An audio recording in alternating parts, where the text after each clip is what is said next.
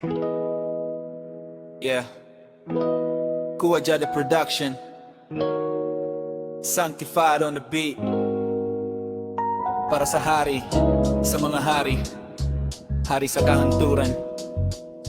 Come on, come on, yeah, yeah.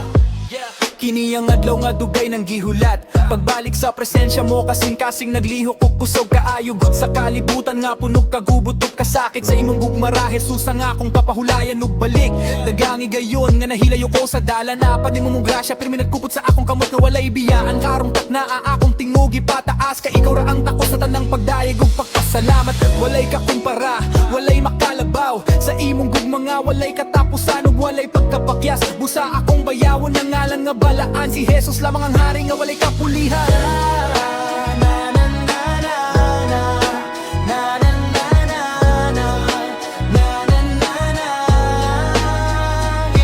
Nagdilab ang imong presensya mulok sa tungod nga tagbawsa. Nagdilab ang imong presensya mo dayeg tungod gawas na.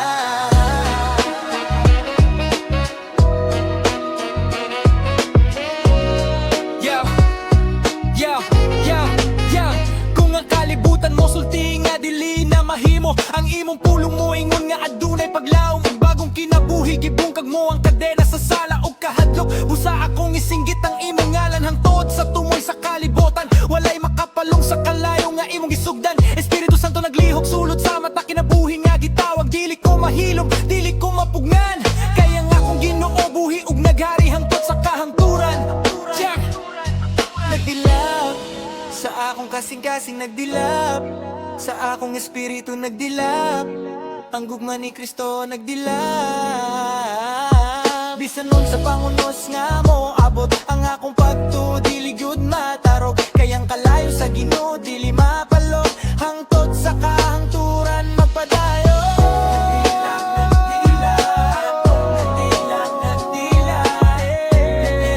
Nagdilap si Jesus ang among gidaye.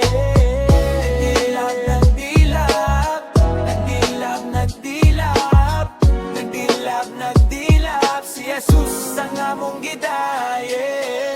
Yeah, kung nabago ka sa gugma ni Jesus, pataas ang imong tingog, walay ka kumpara sa iyang presensya.